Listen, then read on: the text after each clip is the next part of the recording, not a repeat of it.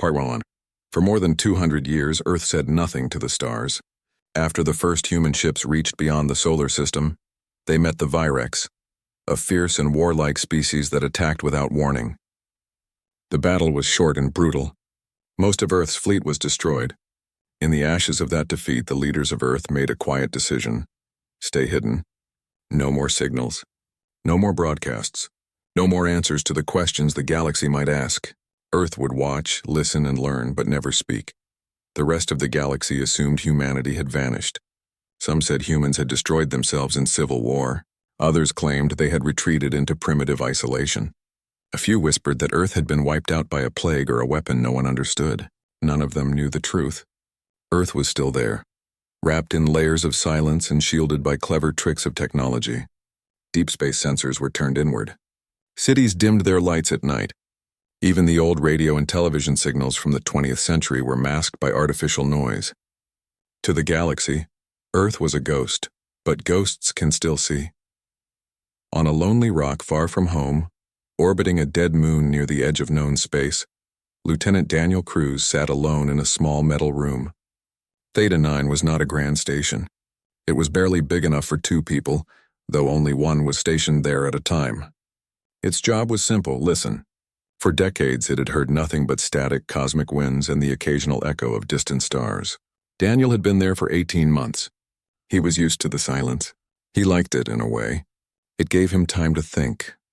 He was 32, with dark hair cut short and eyes that had grown used to the soft green glow of monitors. His uniform was plain, no medals, no rank insignia visible. That was part of the protocol. If Theta 9 were ever found, there should be no sign it belonged to Earth. The station ran on recycled air, solar panels, and a small fusion core buried deep in its hull. Everything about it was designed to leave no trace. That morning, as Daniel sipped lukewarm coffee from a sealed bulb, a red light blinked on his main console. Not the usual amber alert for solar flares or micrometeor showers. Red meant priority. His heart jumped, but he kept his hand steady. He tapped the screen, cleared the buffer, and ran a decryption sequence only a handful of people in the world knew. A signal had come through. Weak, broken, but real.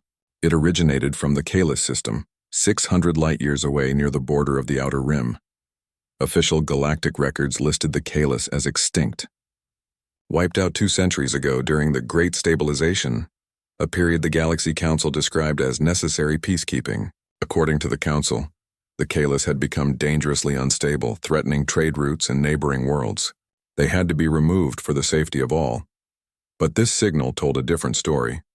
It was encoded in an old dialect of Terran English, specifically, the kind spoken in parts of the American Midwest in the late 21st century.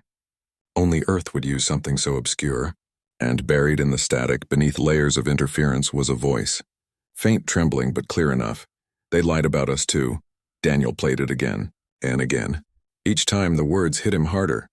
Someone out there knew Earth was listening. Someone knew humans still existed, and someone was trying to tell them the truth about what really happened to the Kalis. He ran a full diagnostic to confirm the signal wasn't a glitch or a trap. The encryption matched Earth's oldest emergency protocols, codes so old they were considered obsolete. But they were real, and they were meant for him. His fingers flew across the keyboard. He locked the signal, scrubbed all metadata that might reveal Theta 9's location, and prepared a compressed burst transmission. It would take 3 days for the message to reach Earth, even at maximum subspace compression. He included everything: the raw audio, the origin coordinates, the decryption key, and his own notes. Then he waited. Hours passed. The station hummed softly around him. Outside the viewport, the dead moon hung in blackness, pockmarked and silent.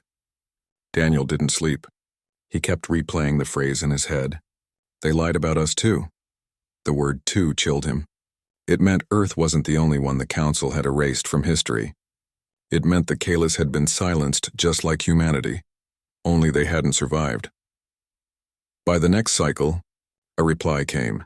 Short, encrypted, from Commander Lisa Grant herself, head of Earth's Deep Watch Division. Acknowledged. Maintain silence. Await further orders. Do not respond to any external hails. Daniel exhaled. He wiped the logs, purged the cache, and reset the receiver to passive mode. Theta 9 went back to listening. But everything had changed. Back on Earth, deep beneath the snow-covered peaks of the Rocky Mountains, Lisa Grant stood in a circular chamber lit by soft blue light. Around her, holographic screens displayed star maps, fleet positions, and historical archives. She was 45, with sharp eyes and a calm voice that rarely rose above a whisper. She had spent her life preparing for a moment like this. She called in Dr. Owen Patel, a quiet man in his 50s who spoke 7 alien languages and could read cultural patterns like poetry. She also summoned Captain Marcus Bell, a former pilot who now commanded Earth's hidden defense fleet, ships that had never been seen by alien eyes. In that room, they listened to the Kalis message. Then they pulled up everything the Galaxy Council had ever published about the Kalis extinction. The official reports claimed the species had developed a bioweapon and turned it on themselves in a fit of madness. But Owen noticed something odd. The language used in the Council's summary matched propaganda templates used in other stabilization events. The same phrases, the same justifications, the same gaps in evidence. Marcus ran simulations. If the Kalis had truly self-destructed, there should be radiation signatures, debris fields, atmospheric scars. But recent scans from Earth's deep-range telescopes showed something else. Clean orbital paths, intact cities buried under regrown forests, and faint energy residues that matched Council-grade plasma weapons. The truth was clear. The Kalis hadn't destroyed themselves. They'd been murdered, and the Galaxy Council had covered it up. Lisa looked at her team. Earth stayed quiet to survive, she said. But if we stay quiet now, we're part of the lie. No one argued. They all knew what came next. The silence was ending, not with a shout, but with a choice. And somewhere in the dark between stars, a ghost was about to speak. Part 2. The truth about the Kalis weighed heavy on Earth's secret council. In the underground chamber beneath the mountains, Lisa Grant, Owen Patel, and Marcus Bell sat in silence after reviewing the evidence. The room was cool and quiet, lit only by the soft glow of data screens. Outside, snow fell gently over the peaks, hiding the entrance to their hidden base. No one on the surface knew what went on deep below. Lisa stood and walked to the center of the room. She looked at her 2 closest advisors. The council didn't just erase the Kalis, she said.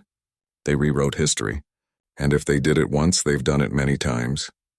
Owen nodded slowly.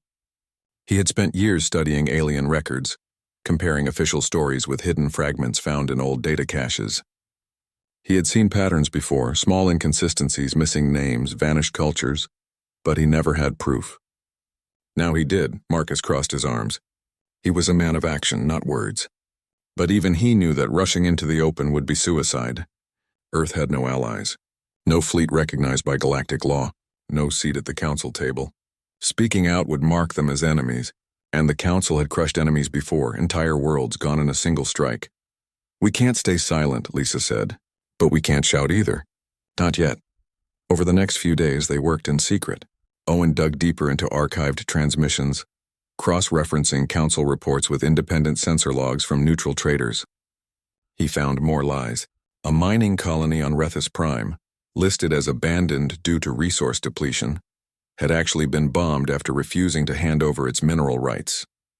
A peaceful ocean world called Vela, said to have drowned in a natural flood, showed signs of orbital bombardment in old satellite images recovered from a derelict freighter. Each discovery made the choice clearer. The Galaxy Council was not a peacekeeper, it was a ruler. And it ruled through fear, lies, and force. Lisa called a closed session with Earth's highest leaders, presidents, generals, scientists, and diplomats who had sworn oaths of secrecy decades ago. They met in a circular room with no windows, deep in the same mountain complex. No recordings were allowed. Only voices and decisions. She played the Kalis message. She showed the evidence. She explained what silence now would mean. Complicity. If Earth knew the truth and said nothing, they were no better than the Council. Some argued for caution. We survived by staying hidden, said one elder statesman. Why risk everything now? Because survival isn't enough, Lisa replied. We owe it to the Kalis, and to every species they erased. After hours of debate, a vote was taken. It was close, but the majority agreed. Earth would act, but carefully. They would not declare war. They would not send ships into open space. Instead, they would speak in whispers. They would tell the truth, but in a way that could not be traced back to them. Project Stillwater was born that night. Its goal was simple: leak the truth without revealing the source. Marcus returned to the hidden shipyards under the Antarctic ice. There, in caverns carved by ancient glaciers, dozens of small, sleek vessels waited in dry docks. These were not warships. They were couriers, fast, quiet, and built to vanish. Each carried advanced signal relays, data injectors, and cloaking fields powered by stolen Council tech, reverse-engineered over generations. Owen worked with linguists and programmers to package the evidence. They broke the files into fragments, encoded them in dead alien dialects, and wrapped them in false headers that made them look like routine merchant traffic or scientific noise. The first batch would be sent to fringe worlds, places the Council barely watched, where truth could spread like a rumor before anyone tried to stop it. Daniel Cruz, still alone on Theta 9, received new orders. He was to monitor specific relay points near neutral trade lanes. If he detected any unusual activity, especially Council patrols, he was to send a silent alert and power down all non-essential systems. His station was now part of the network. The first transmission went out 3 weeks later. It was tiny, a data burst no larger than a weather report, sent from a disguised buoy near the Helios drift. It contained only a single audio clip, the Kalis voice saying, "They lied about us too." But it also carried coordinates to a hidden archive buried in an old navigation beacon. Within days, someone found it, a free trader named Jorik, who flew a beat-up freighter between mining outposts, picked up the signal by accident. Curious, he decoded it. What he found shocked him. He shared it with a friend on the planet Darnus, a world known for its independent news networks. That friend posted the clip online with no source, no explanation. Just the voice and the words. At first, few paid attention, but then others began asking questions.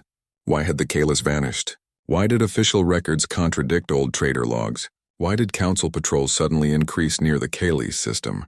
The Council noticed. They issued a statement calling the clip fabricated disinformation from anti-stability elements. They warned systems not to spread unverified content. But the warning only made people more curious. On Earth, Lisa watched the reports come in. Small protests broke out on 2 fringe worlds. A Council ambassador was heckled during a speech on Vento Station. A historian on the moon of Krell published an essay comparing the Kalis case to other disappearances. None of it was huge, but it was spreading. Marcus warned that the Council would trace the signal eventually. "They're not stupid," he said. "They'll follow the trail." "Then we make the trail lead nowhere," Lisa replied. They prepared more drops, this time in different sectors using different methods. Some were hidden in music files traded by street performers on crowded spaceports. Others were buried in repair manuals for common starship parts. The truth was being stitched into the fabric of everyday life across the galaxy, invisible until someone looked closely. Back on Theta 9, Daniel noticed something strange. A Council patrol ship had entered the sector, something that almost never happened this far out. It moved slowly, scanning everything. Daniel held his breath. He powered down all external lights, rerouted heat through internal sinks, and waited. The ship passed within 5,000 kilometers but didn't stop. It kept going as if searching for something. He sent a coded pulse to Earth. "They're hunting." Lisa read the message and knew time was running out. The quiet phase was ending. The Council was waking up, and Earth could no longer just whisper. They had to prepare for what came next. Not with weapons first, but with more truth. Because once enough people knew the lies, even the strongest empire could fall. And Earth, after centuries of silence, was ready to speak. Part 3, the whispers grew louder. What started as a single voice from the Kalis system had become a hum across the outer rim. Traders, dock workers, students, and even low-level Council clerks began sharing fragments of the truth.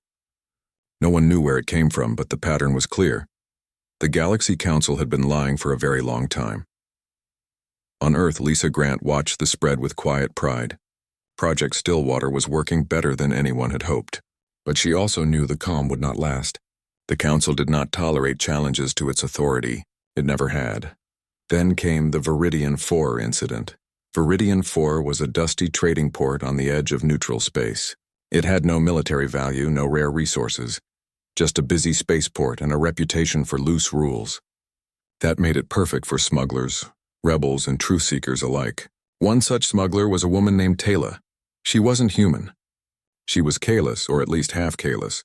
Her mother had escaped the purge as a child, hidden aboard a refugee freighter that vanished into the void.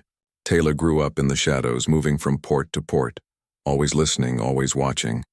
She had found one of Earth's data drops by accident. Buried in a broken comms unit she'd bought for scrap, she discovered the full archive. Logs, survivor testimonies, council orders signed in cold, official language. For the first time, she had proof that her people hadn't gone mad.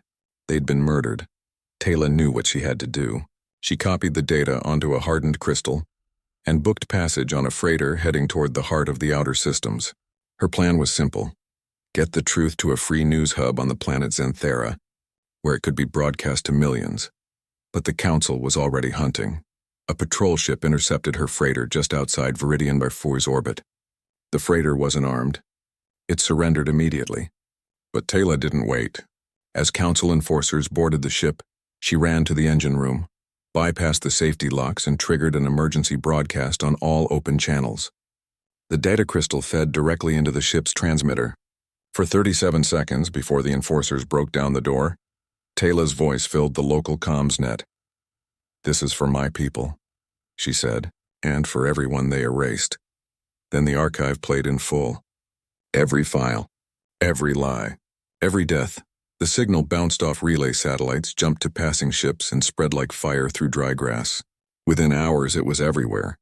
News stations that had ignored the earlier whispers now played the footage. Students organized rallies. Dock workers refused to load council cargo. On 3 council-member worlds, citizens gathered in public squares demanding answers. The Galaxy Council panicked. They declared the broadcast illegal propaganda and ordered all systems to block the data. But it was too late.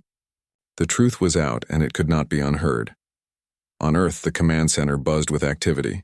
Screens showed protest maps, news clips, and intercepted council communications. Marcus Bell stood beside Lisa, arms crossed, eyes fixed on a live feed from a rally on the moon of Krell.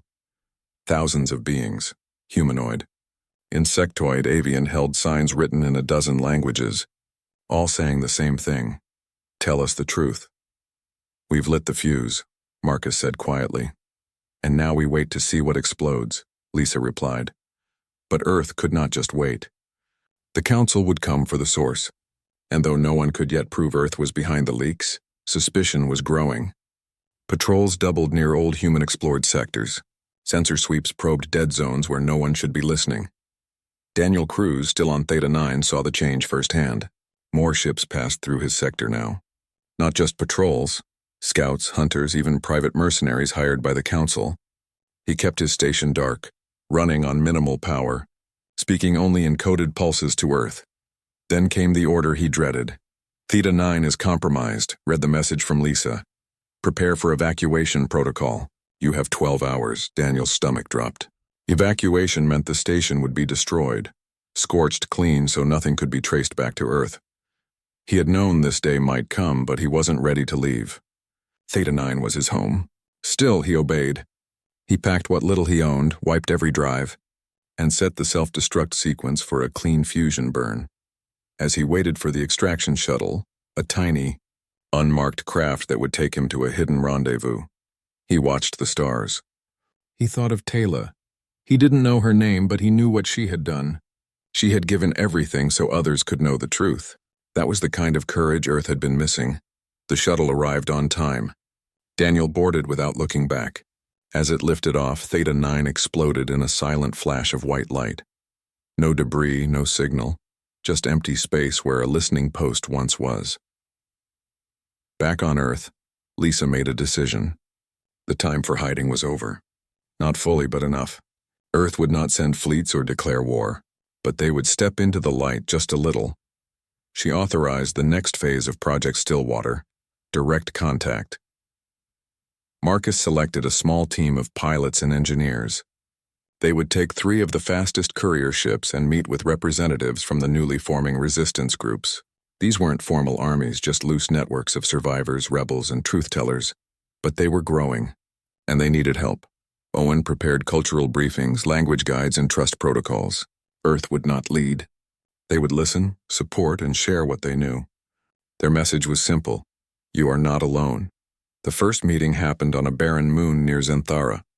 A human pilot named Carl Dawson stepped out of his ship, hands open, no weapons. Across the landing pad stood a group of beings from 5 different species, all marked by loss. They had seen the Kalis archive. They had questions. Carl spoke slowly in basic trade tongue. Earth is real. We stayed quiet to survive, but we heard you, and we're here to help. No one attacked. No one ran. One of the beings, a tall, feathered diplomat from the Vela system, stepped forward and placed a hand on Carl's shoulder. It was the first touch between Earth and the galaxy in over 200 years. That night, in the command center, Lisa allowed herself a small smile. The spark had caught. The fire was spreading, and Earth, after centuries of silence, had finally found its voice, not in a shout, but in a handshake across the stars. The Galaxy Council did not take the truth lightly. Within weeks of the Viridian Fu broadcast, their response came, not with words, but with fire. They declared Earth a rogue information terrorist and launched a punitive armada from the core worlds. Their orders were clear: find the source of the leaks, silence it, and make an example of it. Their first strike was fast and brutal.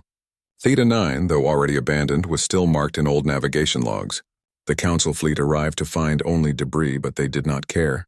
They scanned the area, detected faint energy traces, and assumed Earth had been watching from there. In retaliation, they bombarded the dead moon below with plasma charges, turning its surface to glass. It was a message. This is what happens to those who defy us. On Earth, alarms blared in the Mountain Command Center. Lisa Grant watched the live feed from a deep space probe hidden near the Theta 9 ruins. Her face was calm, but her hands were clenched. She had expected this, but seeing it still hurt. They're coming for us, Marcus said, standing beside her. Let them try, she replied. Earth's defenses had been ready for decades. Hidden shipyards beneath the Pacific Ocean and under the Antarctic ice opened their massive doors. From them emerged the Terran Silent Fleet, 37 ships, each sleek, black, and built for stealth rather than show. They carried no flags, no names, no visible weapons, but they were armed with advanced electronic warfare systems, cloaking fields, and pinpoint railguns that could disable a cruiser with a single shot. Their mission was not to fight head-on. It was to disrupt, confuse, and vanish. The first engagement happened near the Helios Drift. A Council supply convoy, 6 freighters guarded by 2 patrol frigates, was moving weapons to a forward base. Earth's ship Wren, commanded by pilot Carl Dawson, slipped in undetected.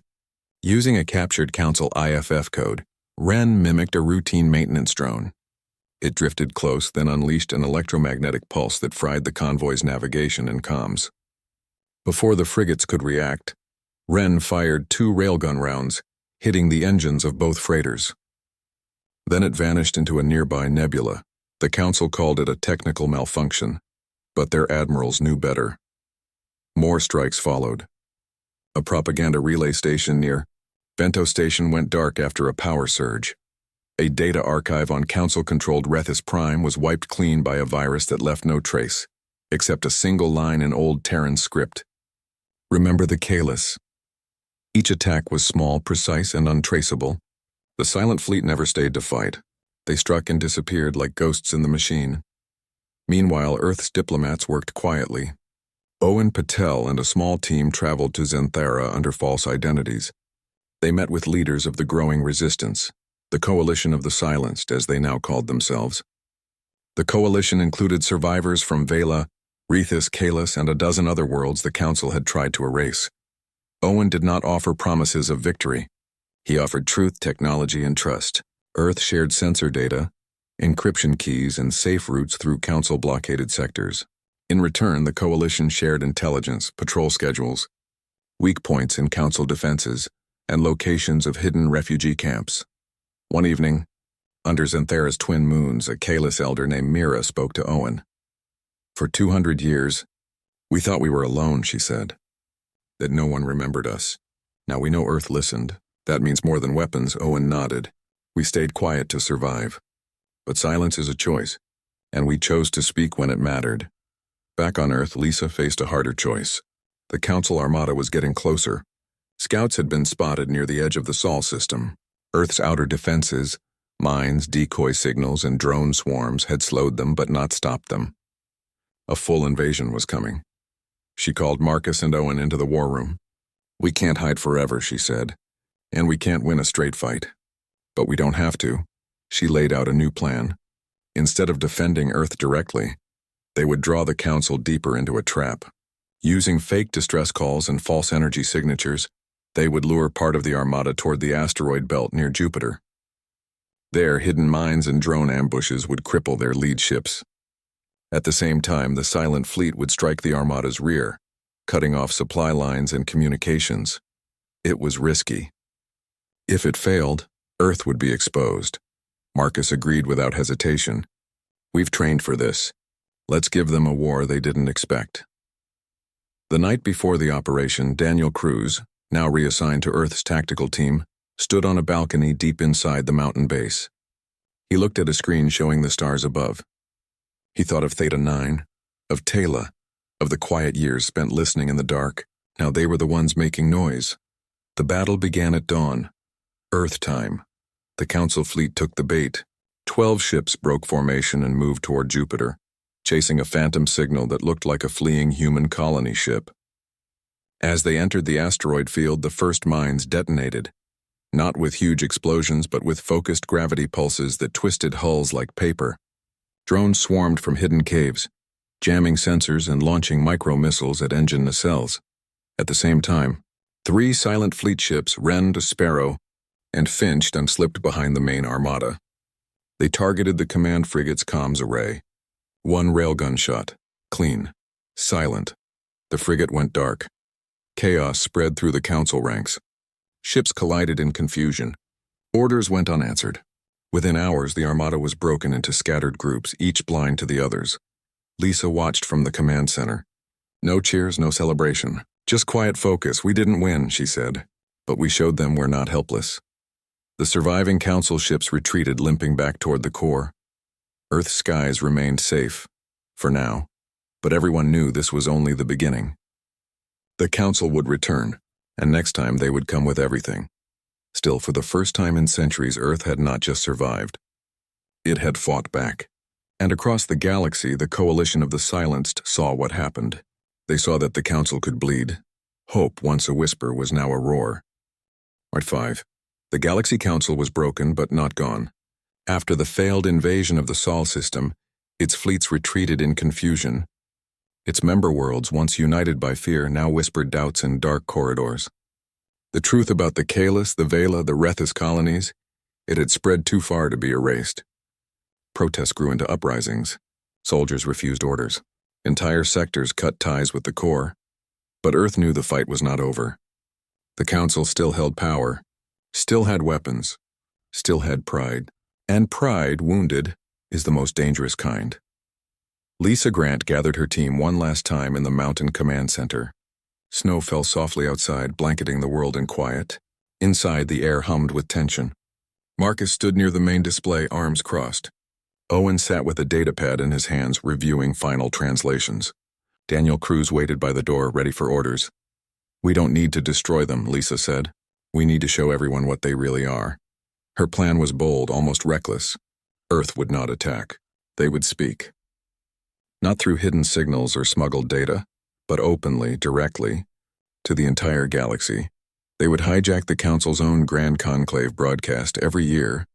The Council held a formal session in its central chamber on the planet Oryx Prime. Leaders from every member world attended. The event was broadcast live across all official channels, a symbol of unity and order. This year it would become something else. Owen had spent weeks studying the Council's communication protocols. He found a weakness. A brief window during the opening ceremony when all systems synced to a central time signal. For exactly 8.3 seconds, the network was vulnerable. If they acted fast, they could override the feed. Marcus prepared the ships. 3 silent fleet vessels, Wren, Sparrow, and a new one called Lark, would position themselves near relay satellites on the edge of Council space. They would carry powerful signal boosters, disguised as asteroid debris. At the right moment, they would flood the network with Earth's message. Daniel would handle the timing from a hidden outpost near Neptune. His job was simple: press one button at the exact second. The day came. Across the galaxy, billions tuned in. Council leaders in silver robes took their seats. The High Arbiter, a tall being with smooth gray skin and cold eyes, stepped to the podium to speak of peace, order, and the recent terrorist acts by unknown forces. Then, the screen flickered. For a moment, nothing changed. Then the image shifted. The Grand Chamber vanished. In its place stood Lisa Grant. She wore no uniform. Just a simple dark jacket, her hair pulled back, her eyes steady. Behind her, not a flag or a weapon, but a row of beings: Kalis, Vela, Rethus survivors, and others whose worlds had been erased. They stood together, silent, watching. "I am Lisa Grant of Earth," she said. Her voice was calm, clear, and carried across every system, every station, every home. "You were told we were gone. You were told we never existed. But we were listening. And we saw what you did." She did not shout. She did not accuse. She simply told the truth. She played the Kalis message. She showed scans of bombed cities. She revealed council orders signed in cold script, ordering the removal of entire species for galactic stability. She named the lies one by one, with proof for each. Then she stepped aside. An old Kalis woman named Mira stepped forward. Her voice trembled, but her words were strong. "My children were taken from me. My home was burned. They said we were mad, but we only wanted to live." A Vela elder spoke next, then a young Rethus engineer. Each told their story, no anger, just truth. The broadcast lasted 17 minutes. In that time, the galaxy held its breath. On Oryx Prime, the council chamber erupted in chaos. Some leaders stood in shock. Others shouted for the feed to be cut. But it was too late. The signal had jumped to independent networks, pirate stations, even council military channels. Soldiers in orbit watched it. Workers in factories watched it. Children in schools watched it. Within an hour, the first world seceded. Then another, and another. By dawn on Oryx Prime, half the council's member worlds had declared independence. Military units across the core laid down their weapons. The High Arbiter fled the chamber, but no one followed. Earth did not celebrate. There was no victory parade. No declaration of dominance. Lisa returned to the command center and sat in silence. She knew the road ahead would be long. Healing would take generations. Trust would be hard to build. But something had changed. In the weeks that followed, messages poured in from across the galaxy. Not demands, not threats, but thanks. Offers of alliance, requests for help rebuilding. The coalition of the silenced grew into something new. A gathering of equals, not ruled by fear but bound by shared truth. Earth did not take control. They refused a seat at the head of any new council. Instead, Lisa proposed a simple idea. The concord of equals. Every species, no matter how small, would have a voice. No more lies. No more erasures. No more silence. The first meeting of the Concord was held on Zenthara. Representatives from over 200 worlds attended. Lisa stood among them, not as a leader but as one voice among many. Owen translated for those who spoke unfamiliar tongues. Marcus stood guard, not with weapons but with respect. Daniel watched from the back of the hall. He thought of Theta 9, of the long quiet years, of the single red light that changed everything. He smiled. Earth had stayed quiet for survival. But when the galaxy's offenses went too far, they chose to speak, not with fire but with truth. And in the end, truth was louder than any weapon. The stars, once empty of human voices, now carried a new message. We are here. We remember, and we will not be silent again.